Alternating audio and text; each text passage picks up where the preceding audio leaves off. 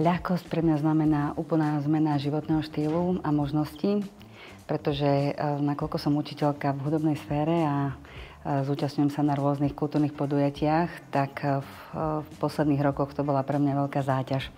Každé to jedno vystúpenie, som dirigentka detského speváckeho zboru a stať tam 10-15 minút na pódiu už bolo pre mňa utrpenie.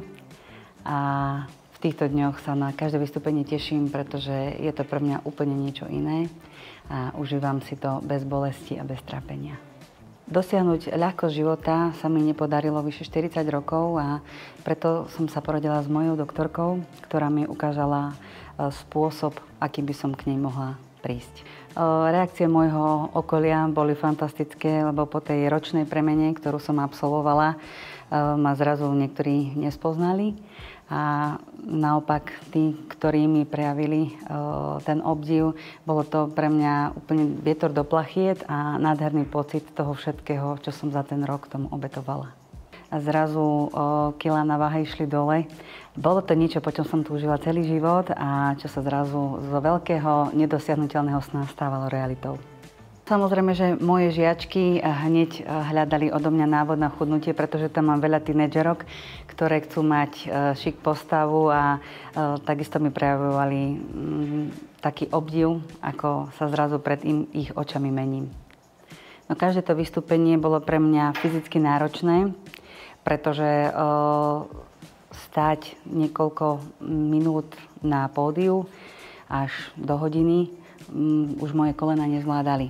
A preto som podstúpila aj túto premenu a som veľmi za to vďačná, pretože teraz tie vystúpenia sú pre mňa radosť, užívam si to a je to úplne niečo iné. Tým, že máme vlastne dvojposchodový dom, tak každé to jedno stúpanie bolo pre mňa utrpenie a už som bola v takom stave, že som si spájala činnosti, ktoré pôjdem urobiť, keď zlezem dole alebo vylezem hore. Teraz je to pre mňa taká ľahkosť vybehnúť hore-dole, pretože nemusím si to nejak spájať a som taká uvoľnená a rada mám ten pohyb. To je proste úplná zmena životného štýlu a to je úľava. Úžasná úľava, ktorá vám príde do života, že nemusíte trpieť pri každom kroku, že s ľahkosťou robíte veci a takisto aj keď idete do tých obchodov, tak nemusíte ísť pozerať do tých regálov, kde majú pre malé mamutíky a najväčšie veľkosti.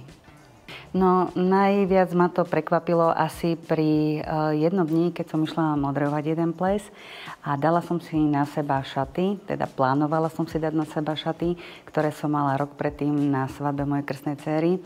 A zrazu, keď som ich dala na seba, som prišla na to, že ich vláčim po zemi a všetko mi je veľké. Tak sme utekali rýchlo s manželom kupovať nové topánky a zachraňovala ma suseda krajčerka, ktorá mi ich ešte rýchlo trošku skrátila. A to bolo asi tak najviac, čo som bola prekvapená, čo spraví jeden rok v živote.